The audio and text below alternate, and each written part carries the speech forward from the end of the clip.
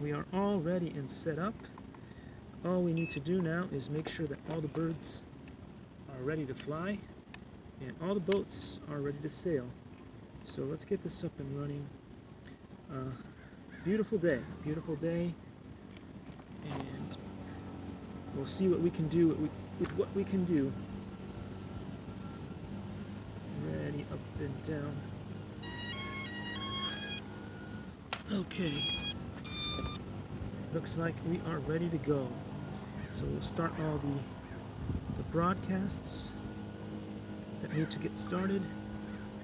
We will start up all the birds that need to be started. We will go fetch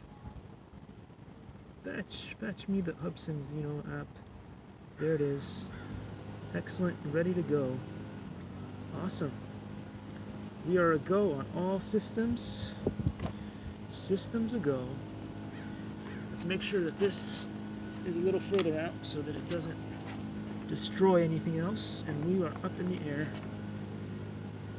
Let's go. Up we go. Gimbal downage is going to be essential at this point. We're going to go up and gimbal down.